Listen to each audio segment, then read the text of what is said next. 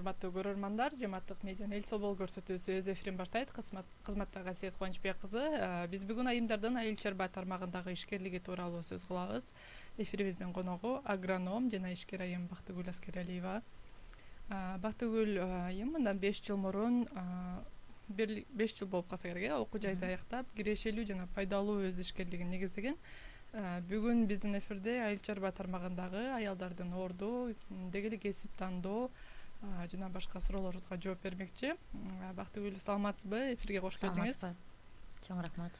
Алгач эле ушу агрономия дүйнөсүндөгү айыл чарба тармагындагы акыркы жаңылыктарды өзүңүздөн угуп эфирди баштасак негизде.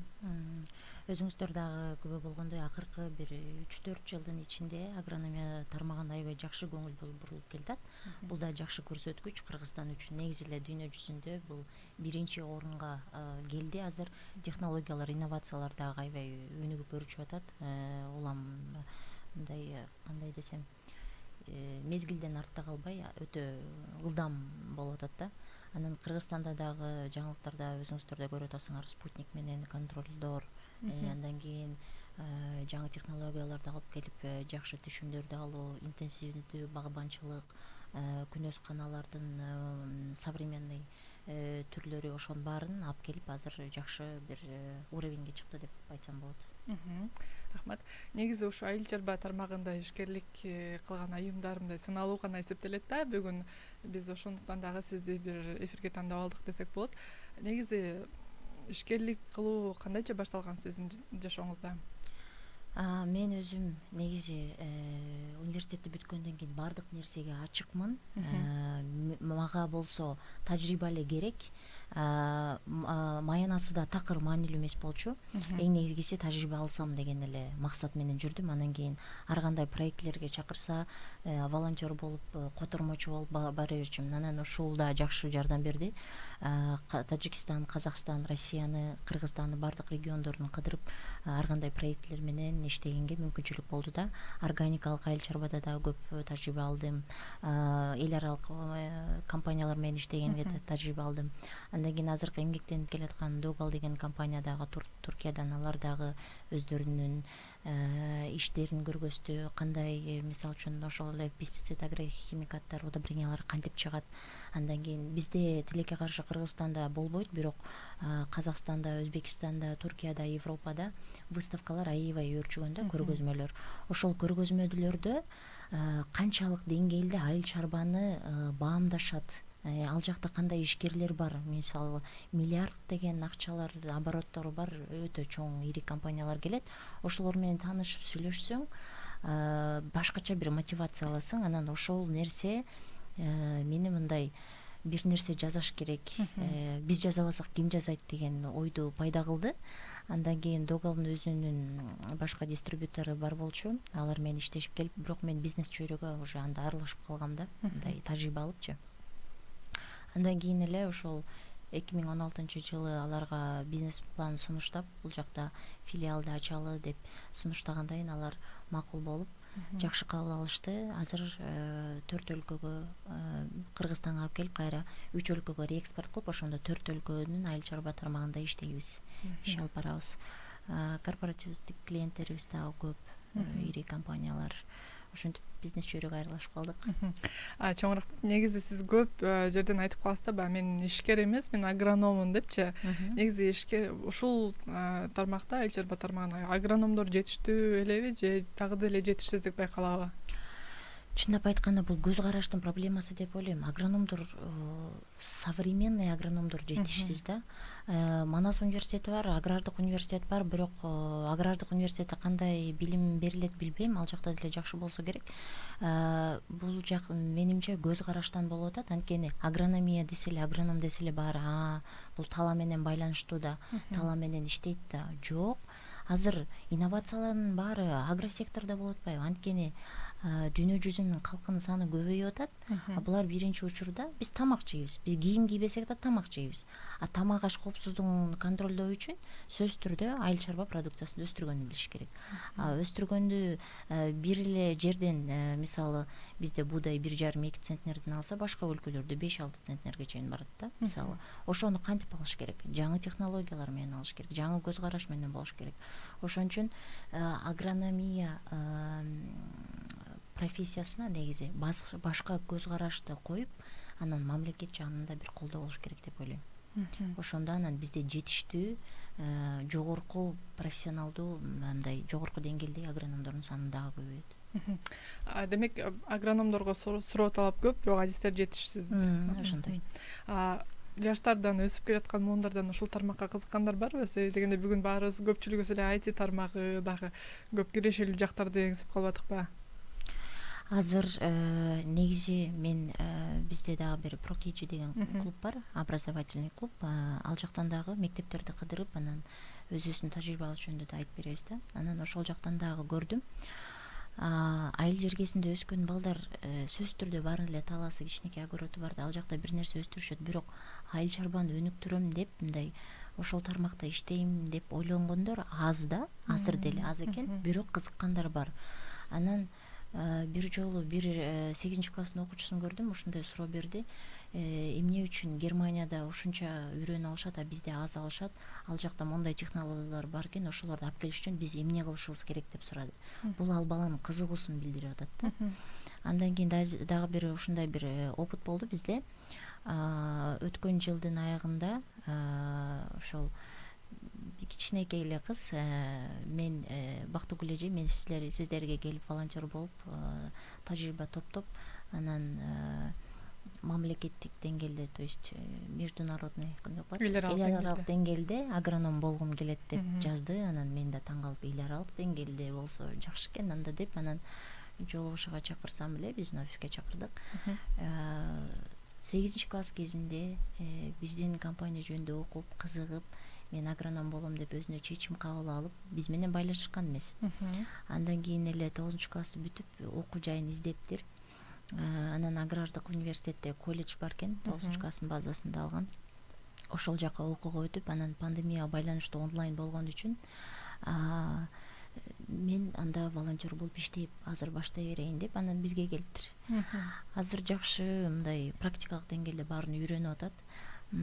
Поколение Z деп коет эмеспи, ошонун өкүлү болгон үчүн анын ой жүгүртүүсү да таптакыр башкача.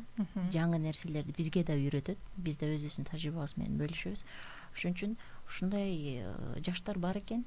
Демек, бул тармакка кызыккан кыздар болобу, эркек балдар болобу көп эле? Эң көп эле экен. Бирок сиздин ошо сиз мектепте бүтүп жаткан учурда, университетте окуп аткан учурда кандай болгон кызыгууңуз бул тармакка бар беле же кокустан келип калдыңызбы? Мен такыр чынын айтсам агроном болом деп ойлогон эмесмин. Мен журналист болом же котормочу болом деп эңсечүмүн да. Анан Манастын системасында ошондой эмеспи, алган балыңа жараша анан факультетти тандайсың. Ошол мен дагы агрономиянын кодун жазып коюп, анан ошол жака зачислять эткенде, мейли кийинчерээк алмаштырып алам да деп ошентип калып, анан 1-2 курста аябай көңүлүм жок, агроном болуп эмне кылам мен, каякта иштемей келем деп ошентип жүрдүм.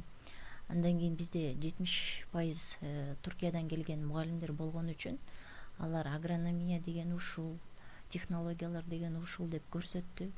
Аябай кызыгуу пайда болуп ошондо. Анан сабактарды 3-4 курста аябай жакшы окуп баштадым. Анан 3-курстан кийин дагы бизде Туркияга, Германияга жиберет, программалар бар атайын.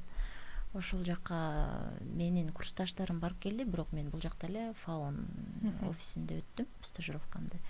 Андан кийин эле ошолорду көргөндөн кийин мен анда частный секторго кетем деп эле, ошо ишкер болом деп ошондо эле чечим кабыл алып койгом да.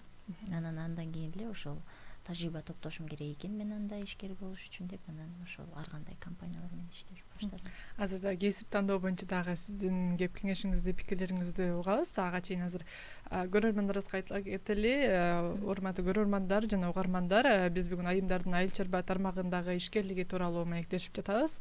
Ишкерликти баштоо, кесип тандоо же дыйканчылыкка байланыштуу кандай гана суроо болбосун, Facebook баракчабыздагы түз эфирге калтырсаңыздар болот.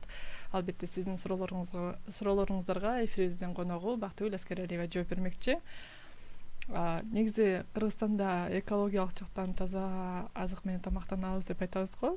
Алма болобу, алмурут болобу, өзүбүздүн азыктарыбызды аябай мактап жейбиз. Бирок экспортко чыгып атканда эле көп көйгөйлөр пайда болот да. Бул эмне себептен пайда болуп, эмне себептен чечилбей келатат деген ойдосуз? Негизи экологиялык жактан таза деген менен эми бардык жакта ошондой деп айтуу мүмкүн эмес, анткени биздин аба таза, суубуз таза, топурагыбыз кирдеп калды бир аз, бирок ушул аба шарты жакшы болгон үчүн, анан тоолуу болгон үчүн бул климаттык жактан таза бир эме продукция өндүрсөк болот да. Бирок тилекке каршы эми бул эми башка ишкерлер үчүн дагы мындай туура эмес, кабыл албайт деп ойлойм. Бизде контрабанда маселеси бар, мындай туура эмес дары колдонгондор бар.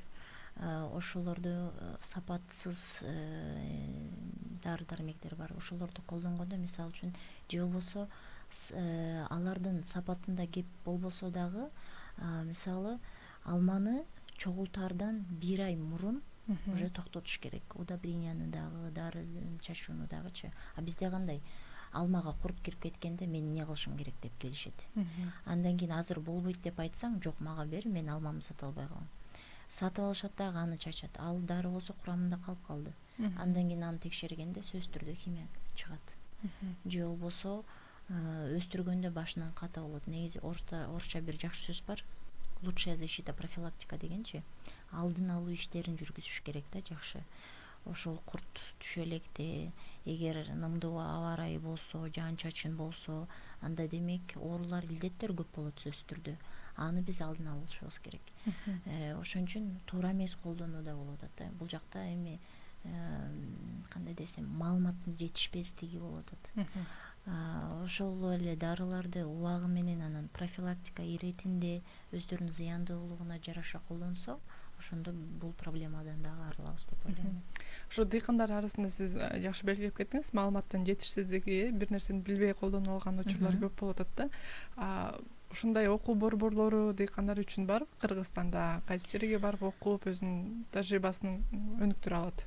Окуу борборлору немеде бар, агрардык университетте бар, бирок Рыскулул агайдагы Центр инновационных технологий, ушундай сыяктуу бир атайын окутуу борборлору бар, өздөрүнүн ошол жактан да ар кандай курстарды өтүп турушат, бирок кайсы тармакта эмне өтүшөт жакшы билбейт экенмин.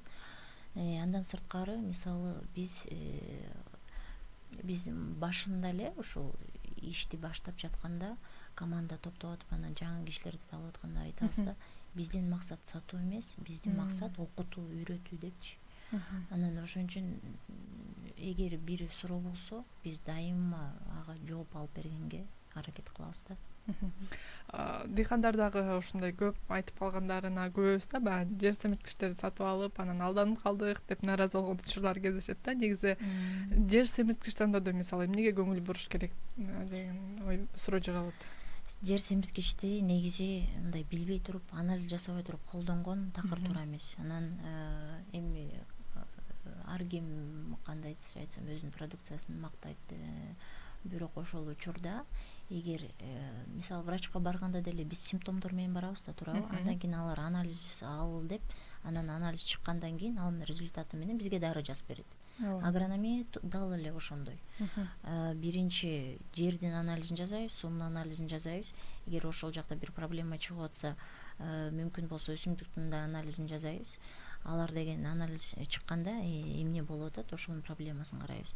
Мисалга катары айта кетсек, картошка айдайт дейлик. Былтыркы үрөнү начар болду, чириндилер пайда болду дейлик, же болбосо тез бузулуп кетти, башка да илдеттер, зыянкечтер болду дейлик. Андан кийин ал бул жылы жана профилактика иштерин кантип баштайт, эмне, кайсы жер семирткичтер колдонот. азыркы учурда мына жаз келгени турат алдыда. Азыркы учурда анализ жасаш керек. Анализдин результаттары чыкканда ошол жакта уже көрүнөт. Макроэлементтер канча, микроэлементтер канча, анан ошого жараша азот жетишсиз болсо азот удобрение чачат, калий жетишсиз болсо ошону чачат. Же болбосо кандайдыр бир микроэлементтер жетишсиз болсо, же болбосо гумустук слою аз болсо ошого жараша жер семизгичтерди колдонот.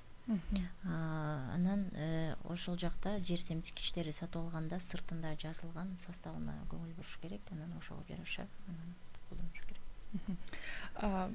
Кайсы бир массалык маалымат каражатына берген интервьюңуз бар экен да, баягы Кыргызстандагы дыйкандардын дээрлик баары эле мени тааныйт депчи, бирок бул жарнаманын негизинде ишке ашкан жок депчи.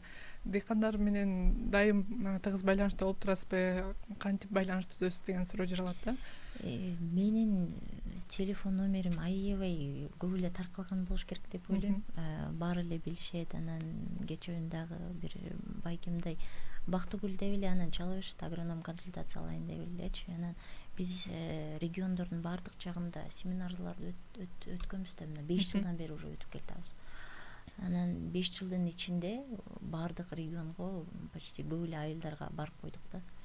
Анан ошол жакта визиткалар калат, каталогдор калат, ал жактан анан такыр бизге тийишеси жок суроолор дагы көп болот. Анан ошого постоянно консультация берип жооп бергенге аракет кылам. Анан азыр командадагы балдар эгер өзүм жетишпей баратсам, ким кайсы регионго жооптуу болсо ошолор менен контактылар бөлүшүп эметем. Анткени биринчи миссия биздики окуп үйрөтүү, жардам берүү да. Биз аны жасай албасак, башка ишибизди аткарып эмне кереги бар деген ой бар да менде. Ошол себептен жардам берүү биринчи орунда турат. Анан социалдык тармактардан да көп суроолор келет. Жазып турушат. Фейсбуктан мисалы көп жазышат. Ушундай кылалы деп элек. Же болбосо бирөө теплица салган жаттым, же болбосо бак отургузган жаттым беле. Сүйлөшсөк болобу? Келиңиз деп баарын эсептеп санап, каяктан алып келсе болот, эмне жаңы технологиялар баарын айтып берем да. Сиздин тажрыйбаңызда болсо керек, ошо бак өстүрүлүп атса, бак өстүрүлүп аткан жерге чейин барып, аны көрүп, анализ кылган учурлар. Сөзсүз түрдө. Азыр деле барам, азыр деле талаларга чыгабыз, теплицаларга барабыз, алма бактарга барабыз, выставкаларга барабыз, то есть баардык жакта да. Ушул агроном менен ишкерликти алып кетүүдө сизге бир эмне оорчулук кылдырат, эмне жеңилдик берет, эмне кызыктырат деген суроо бар да. Ишкерликте, мисалы, орусчада жакшы определение предприниматель, то есть человек, который должен предпринимать какие-то решения. То есть бул жакта эгер мен ошол айыл чарба тармагында биздин ишибиз да, фермерлердин жанында болуп алардын көйгөйү эмне экенин билбесем, мен аларга жардам бере албайм, ишкерликти да жүргүзө албайм да. Ошон үчүн алардын проблемасын билип туруп, анан ошого жооп таап беришибиз керек. Бул деген ишкер катары мен аларга чечим сунганым деп эсептейм да. Анан ошон үчүн агрономия ал жактан деген мындайча айтканда ишкерликте анализге көңүл бурабыз, мотивацияга, анан 5 жылдык пландарды коебуз, 1 жылдык пландар болот. Андан кийин ал показательдер менен эми ал жакта уже совсем башка показательдер бар, бирок негизи мен мотивацияны, анан максаттарды ошол фермерлер менен сүйлөшкөндө же болбосо выставкаларга чыкканда өзү максаттарды коюп койм. Так, бул жер мындай экен. Мисалы үчүн Казакстанда мындай болоттур, бизде мындай. Же болбосо Европада бул жаңы нерсе чыгыптыр. Муну мындай кылыш керек экен, буну кандай кылсак болот, кантип колдонсок болот. Анан ошолордун эле технологиясын биздин менталитетке, анан Кыргызстандын өзүнүн шартына ыңгайлаштырып туруп, анан бул жака алып келгенге аракет кылабыз да. Анан ошондо, мне кажется, любой эле ишкердик ошондой багыт менен жүрсө, мындай тез өөрчү болот деп ойлойм. Тез өөрчү деп айткандай эле, баягы бир суроо көптөрдү кызыктырат да, мисалы чү дегенде эле бизнести баягы $50,000 менен баштады деген маалымат бар да, сиздечи. Негизи ошол учурда каражатты кайдан тапкансыз? Анткени эсептегесек, өзүңүз окуу жайды жаңы бүткөн студент, куракта жаңы бүтүп аткан адам экенсиз да. Ал жакта мындай болду. Мен бул компания менен мындай башында жардам берип, перевод, то есть котормо иштерин жасап неметип берген үчүн, анан мени эми бул дагы жакшы бир тажрыйба болду. Мени дагы текшеришти, мен дагы алардын продукциясын тааныш үчүн тажрыйба талааларын куруп, региондордун бар жагында ар кайсы препараттардын испытаниядан өткөрдүм да, тесттен өткөрдүм. Анан ошол моментте менин отчетторду кандай берип атам, расходторду кандай жазып атам, мен бир тыйынына чейин эсептеп, баарын чектер менен бүт баарын ошентип тапшырчумун да. Анан кийин бүт бардык барган жериме видео, сүрөттөрдү коюп, ошол тажрыйба өткөргөн кишилер менен сүйлөшүп, интервью тартып, журналист болгум келчү да өзүм. Анан ошол жактан дагы ошондой ролду ойноп, анан кийин ал жакка барганда дагы талааны кыдырганда айттым, мен теорияны билем, сиздер практиканы билесиздер. Эми биз чогуу экөөбүздүн тажрыйбабызды топтоп бир жакшы мындай ийгиликтүү иш чыгаралы деп ошентип дыйкандарга барганда ошентип айтчумун. Анан ошон үчүн сиздер мен менен практикаңыздар менен практикалык жактан бөлүшүңүздөр маалымат менен. Мен сиздерге болсо жаңы технологияларды үйрөткөнгө аракет кылайын депчи. Ошентип анан баардык жакта ошентип иштеп аттык. Андан кийин ошентип бир жыл өткөндөн кийин мен жыйынтыктар менен мындай доказывать эттим, окшойт дедим да. Андан кийин негизи могу бизнес китептерди көп окуйм. Бай күнү эле өзүм анализ жазып аткам. Брайан Трейсинин бир 25 правила эреже боюнча бир китеби бар. Ошону окуганда такыр башкача көз караш менен карап, анан кийин эгер бизнес план жазып берсем кандай карат болду экен, баары бир эч нерсе жоготпойм да деп ошондой ой келди. Андан кийин 6 айлык расходтор менен аренда канча болот, бүт баарын эсептеп туруп анан аларга сундум бизнес планымды. Алар 3-4 айдай ойлонушту, эмне кылсак деп. Андан кийин эч кандай акча бөлүнгөн жок. Алар просто $50,000 эле продукциясын жиберди. Акчалай түрүндө эмес, продукция жиберди. Анан мен ал продукцияны бир жерден складтап эле сатып, аренданы төлөйм, сатып, башка эмелерди төлөйм. Анан сатып кайра ремонт жаза баштадым. Анан өзүм ошол жакта кассир, бухгалтер, уборщик, агроном болуп баарын өзүм жасачумун. Андан кийин негизи эркек бала керек экен, кээ бирлер көптөн алып кетишет, анан ар бири коробкаларды көтөрүп эметкенге. Анан ошентип сатып эметип атып, анан бир аз акча топтолду. Топтолгондон кийин анан ошо Манас университетинен сотрудник алдым, исламды. Андан кийин ал жардам берип баштады да, анан офис менеджер алдык, ошентип үчөөбүз анан бир жыл иш алып бардык. Андан кийин эле мындай тез эле өсүү болду да. Анткени менин максатым кой уят болбой, ушул бизнес планды сунуштагандан кийин результатка жеткиришим керек деп эле анан такыр мындай талыкпай иштедик. Азыр жакшы филиалдарыбыз бар, Казакстанда бар филиалдарыбыз, командабыз аябай кеңейди. Ошентип ишеним дагы артты. Урматтуу көрөрмандар, сиздер Facebook аркылуу түз эфирде суроо калтырсаңыздар болот. Биздин эфирлер Facebook, Instagram жана YouTube социалдык тармактар аркылуу түз эфирде көрсөтүлүп жатат. Мындан тышкары ушул эле берүүлөр жамааттык медианын аймактардагы үн алгылары аркылуу обого чыгат. Сиз жогоруда ишкерлик деп айтып кетпедиңизби, ушундай жолдор менен келдим депчи. Негизи көп эле бүгүнкү күндө айымдар болобу, эркектер болобу ишкерликке өз ишин ачууга кызыгат да. Анан ушу бирок кайсы тармактан баштаарымды билбей жүргөн адамдар бар да. Эмне үчүн ошо агрономия тармагына көңүл буруш керек деген ойдосуз? Анткени биздин потенциал чоң, абдан чоң. Органикалык жактан дагы, экологиялык продукцияны дагы чыгаруудан дагы өтө чоң. Асыл тукумдар чыгарууда дагы, ошол эле канаттууларды багууда, балык өндүрүүчүлүгүндө абдан көп тармак бар. Ошону эле негизи ишкерлик, эгер сен өзүңдүн ошол жасап аткан ишиңди сүйбөсөң, жыйынтыкты алып келе албайт экенсиңди түшүндүм да. Анан бул жакта мисалы ишкерликте эми убытоктор да болот, провалдар да болот көпчү. Анан биз мисалы үчүн чөгүп кетпейбиз да. Себеби биз жардам берип атабыз. Мындай прибыль алып келбесек дагы жардам берип атабыз. Ушул бир фермерге жардам бердик, ушунун бир түшүмүн эметтик, ушунун проблемасын чечип бердик деп ошол бар да. Анан результат жыйынтык жок бул жакта деп мындай өзүбүздү такыр антип чөктүрбөйбүз да. Анан ошон үчүн ишкерлерге менин кеңешим кайсы нерсе өзү жактырса, мисалы үчүн хобби катары да жактырса, монетизация деген сөз бар го, ошону акчага айлантса болот. Только аны биринчи жакшы анализ жүргүзүш керек, конкуренттерди исследование кылыш керек, рынокто исследование кылыш керек, андан кийин өзүнө максаттарды коюп туруп анан кичинекей кадамдар менен иштеп кетсе болот. Сиз жогоруда айтып кеттиңиз, баягы ишкерликте ишеним абдан маанилүү депчи. Ошондой эле сөзүңүздү дагы кошумчалап кеттиңиз, баягы чыгашка көп болот, чөгүп кеткен учур болот депчи. Негизи сиз баягы көп акча менен иш алып барып атпайсызбы? Ошо аял экенсиң деп алдап кеткен же бир сындырып койду деп коет го, ошондой учурлар болгонбу, башыңыздан өткөнбү? Андай учурлар болду, бирок эми ал учурларды дагы кандай десем,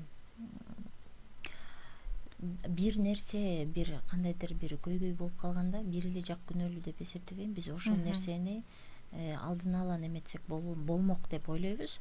Бирок бул кандай десем, провал, бирок бул эң чоң сабак да. Ошол сабакты сен кийинкиде дагы кайталабасаң, ал абдан чоң ийгиликти алып келет. Мисалы үчүн быйыл былтыр доллардын курсу өзгөрдү, биз аябай жоготууга учурадык, болуп көрбөгөндөй ушундай көп. Анткени Туркиядан келет, доллар менен келет, долларга байланыштуу ушундай көп жоготууга учурадык да. Бирок башка жагынан бизге Казакстандан аябай көп мындай клиенттер, крупный клиенттер чыгып баштады. Анткени биз мындай жоготууга учурадык, мындай болдук деп бир немебизди ограничивать этип же токтоп калган жокпуз ошол жерденчи. Мурункудай эле кандай болсок ошондой эле дагы кеңейтип, дагы өзүбүздүн тажрыйбабызды топтоп, дагы мындай профессионализмди күчөтүп, кайра андан да көбүрөөк бергенге аракет кылдык. Эми бул мен жанагы энергетикага ишенем да, канча көп берсең, ошончо дагы көп аласың, сага берилет дегенче береке. Рахмат. Аябай кызыктуу бир философиялык да ой жүгүртүү болуп кетти чындыгында.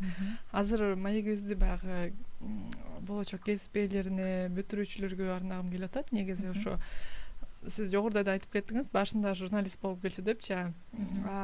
Бүгүн журналисттерге өзүңүз көп маек берип каласыз. Негизи агроном болуу оюңузда жок болчу экен да, бирок ушул агрономия тармагына келдиңиз.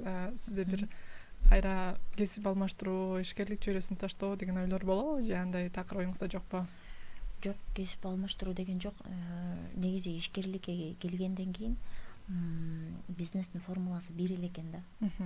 Кайсы тармакта да болбосун. Эми башка тармакта дагы өзүмдү тажрыйба, мындай бир нерселер жасап көрүп, бир тажрыйба алайын, балким ал тармакта дагы бар болуп кетет деген пландарым бар. Анан азыркы учурда биз ошол Манастын бүтүрүүчүлөрү менен түзгөн дагы ассоциациябыз бар. Ал жакта айыл чарба тармактарынын ээлери бир эле агрономдор эмес, ветеринарлар да бар, биологдор, зоотехниктер. Анан ошолор менен биз чоң проекттерди жасаганга, аткарганга аракет кылып атабыз да. Ошол жактагы мага көбүрөөк мотивация берет. Анан журналистиканы айтсам, негизи келечекте бир ошол агро тармагында жакшы бир окутууга багытталган программа түзсөк деген пландар бар да, оюмда бар. Ошон үчүн айкалыштырып кетебиз го деп ойлойм. Буюрса бул максаттар ишке ашат деген ишенимдебиз.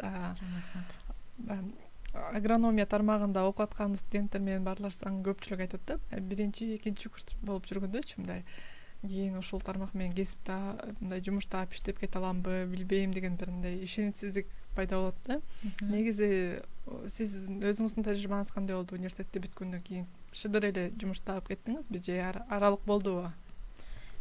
Ошол мен азыр сиз суроо бергенден анализ жүргүзсөм, ошондо эле жакшы бир өзүмө максат койсом керек. Мага акча маанилүү эмес, мага тажрыйба маанилүү деп. Ошонткени үчүн май айында жыл сайын Айыл Агро деген выставка болчу. Ошол жака котормочу болуп чакырып калган да, мага бир түрк компаниясы, Агротүрк деген техника сатышат.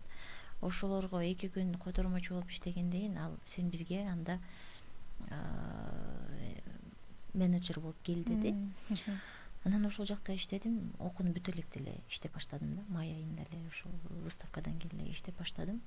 Ошон үчүн мен үчүн такыр мындай оор болгон жок да, жумуш таппай калып. Негизи ошо өз башынан өткөн адам гана башка бирөөгө кеңеш айтып бере алат деп коет эмеспи? Анан сиз дагы кесип тандоодо бүтүрүүчүлөр болобу, болочок кесип ээлерине кандай кеңеш бересиз? Азыр деген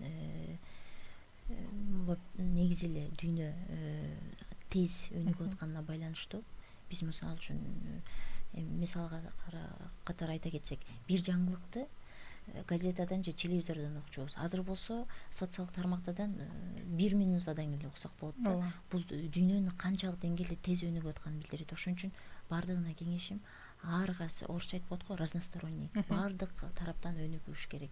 Азыр ким утат? Маалыматка ээ болгон адам утат. Ошон үчүн өнүктүрүш керек. Ар тармактан өнүгүүсүнө кеңеш бересиз. Дагы эфирибизди жыйынтыктап жатып, балким сиздин дыйкандарга болобу, ишкерлерге болобу, кимге болбосун эркин микрофон берели, өзүңүздүн кайрылууңузду жолдосоңуз болот. Чоң рахмат. Эми азыр буюрса сезон башталып атат.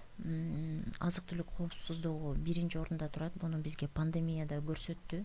Былтыр да ошол пандемия баштаганда кайрылуу жаздым беле өзүмдүн Facebook баракчада аркылуу. 1 квадрат метр жериңиздер болсо дагы бир нерсе айдап коюңуз деген. Ошону дагы экинчи ирет кайталап кетмекчимин. Быйыл дагы дүйнөдөгү тенденциялар өзгөрүп атат.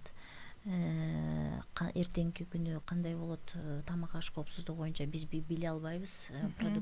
Продуктыларга баалар да жогорулуп атат. Ошол себептен жерге жакыныраак болуп, анткени эл эмгегин жер жебейт деген жакшы макал бар эмеспи? Сиздер бир дан отургузсаңыздар, сизге ал рахматын айтып, кайра канча мөмө берип атат. Ошон үчүн айыл чарбага жакын болуп, бардык иш аракеттериңерди алдыга коюп, анализ түзүп, жүргүзүп, анан өзүңөрдүн иш аракетиңердин баарын эсептеп алып, анан кийин ишти баштагыла демекчимин. Чоң рахмат. Урматтуу көрөрмандар, биз бүгүн айыл чарба тармагындагы айымдардын ишкерлиги тууралуу маектештик. Студияда агроном жана ишкер айым Бактыгүл Аскералиева конокто болду. Сизге терең ыраазычылык билдиребиз. Ал эми жалпы көрөрмандарга жана угармандарга кийинки эфирлерден көрүшкөнчө эсен туруңуздар демекчибиз.